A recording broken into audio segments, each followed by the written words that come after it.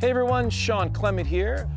We're going to show you how grass whips, hockey sticks, hammers, and a multitude of other tools are going to help you simplify the game beyond belief so that you can evolve into the golfer you're supposed to be. Enjoy. Hey everyone, Shawn here at the Royal Quebec Golf Club in Quebec City. And today we're going to be talking about how we're going to stop missing left. And there's several misses that you have going to the left side as a right-handed player. You can pull it to the left or you can hook it to the left. So let's start with the pull first. And many of you are making the wrong assumptions as to why you're pulling it to the left. If we look at the classic over the top and why you would actually swing in that direction. Well, number one, our side vision as human beings is highly distorted. Our forward vision we call binocular. I'm facing my target along this line here, so I'm going to put my alignment rod towards my target. So right now it feels like I'm moving toward that flagstick over there. Now I need to trust this alignment that I saw from back there. And many of you are going to look around at that target and you're going to think, well, that's not right. And then you'll start doing this. So now you're trusting the wrong person. And because you're lined up way to the right, well, you're forcing yourself to come over the top automatically. You have the necessity now to come over the top. So if we maintain that alignment and you feel that you're lined up too far left, you'll need to swing more out away from yourself to find the target. It feels like you're swinging to the right, but in actual fact, you're actually swinging down the line, okay? So that's number one. We have to trust our alignment. And then number two, you can't be going directly to your target, because if I was going to swing towards you, my brain is trying to see you with its binocular vision, and that's going to naturally pull me across the ball.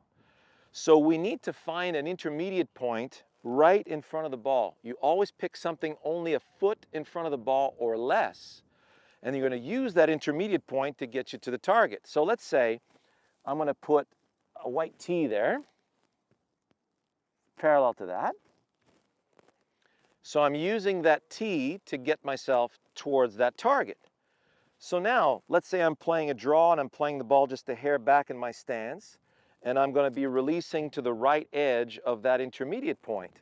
Well, to the right edge of that intermediate point in my mind right now, it feels like I'm going so far right.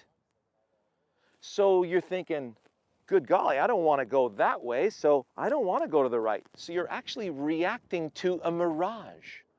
So understanding how you see things as a human being is huge. So if you say from back there, right edge is just right center of the green, and I'm drawing it from the right center of the green back toward the flagstick. There we are. So everything is feeding in the direction that I want. Play the ball back, get behind the ball, and now it feels like I'm going to the right edge of that intermediate point. Now, if you look from there, it feels like you're going a good 30 yards to the right. So you'll have a tendency to react to that and come over it. So I'm just going to stay with that direction at all costs and see what happens. So I'm going right edge, going right edge. So the ball starts to the right of the right center of the green, and that drew back just about 10 feet right of the pin, and if I get a good hop, it'll cozy up to the flagstick very nicely. So that takes care of the pulls. Now many of you react, pull it left, and then you think, oh, my club face is too closed, and then you weaken the grip and you open the face, you continue swinging left, and now all you have is a weak slap. You're hitting it straighter, but you're hitting it 20 to 30 yards shorter. That doesn't make any sense, does it? So always pick an intermediate point. So important. From back here. Then trust that intermediate point and swing in the direction of that intermediate point. Stay with your shot, and you're going to significantly reduce the amount of pulled shots that you hit. Now, for those of you who hook the ball, now that's different. If it's curving to the left, that means that the club face is very significantly closed in relation to the path that you're swinging on. So let's examine if you're swinging through the ball or at the ball. Now, I'm going to introduce you to one of our favorite pastimes here, hockey. And you notice there's a nice curved blade on this stick. Why? Well, every instrument known to humanity, apart from a push broom, is designed handle first. So if I had a fishing pole, I'm going handle first. If I had a sword in my hands and I'm cutting through a bamboo shoot, notice the elbow leads, then the hand, then the blade, then the tip of the blade. If I'm playing hockey, I'm collecting the puck from over here and I'm releasing the puck over there. Fastest point of the swing is out here, not down there. So if I'm going fishing in my golf swing, I gather my fishing pole, I want to cast it over there. See where I'm releasing the energy? The fastest point of the swing is out here. So if you're releasing at the ball, you're extending and causing everything to release too soon, you'll smother the ball, and that's where you get the hook. So you're defaulting to the ball instead of staying with your target. So don't try to open the face. That's the last thing I would do. First thing I would do is confirm that you're actually swinging towards your target. So if, let's say we're going back to, you remember the grass cutting tool that we had. If I'm cutting through something, so if I had a tee in the ground and I wanted to cut through the tee, notice how the brain is seeing continuity beyond the tee, and my peak speed would be out here. So if I do the same thing, this is your grass cutting tool, and I put that same tee in the ground, I put a ball on that tee. What my mind sees right now is something to cut through. Obviously that tee can't stop me, so when I cut through and out towards my target, I'm really feeling that explosion of energy here. So I'm going to swing all the way through and feel that peak speed out there.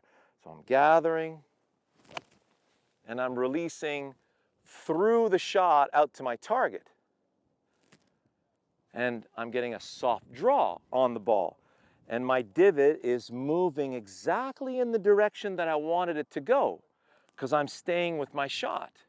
So confirm first and foremost, where are you sending your energy? And for many of you who hook, the better player who hooks, think about what your focus is just prior to swinging the club. Inside your brain, there's a little section in your mind called the premotor cortex. Its sole purpose is to pre-fire into your central nervous system to get you ready to perform a task. I'll give you two. Hold the club as hard as you can and hit the ball as hard as you can. Didn't you just split a rib mentally? Versus feel the weight of your instrument slash through the stem and out towards your target. Wasn't that much easier? So through the ball will cure the hook automatically, okay? At the ball will cause a hook most of the time. So don't try to weaken your grip. Confirm if you're staying with your target first. Now, if you release through the ball and feel the peak speed out there and you stayed with your shot and it still hooks, then we can weaken the grip a little bit. You probably have a grip that's too strong. But with my experience and the amount of people that I see, 90% of the time it's the opposite, okay? So I hope you enjoyed that, and we'll see you in the next video.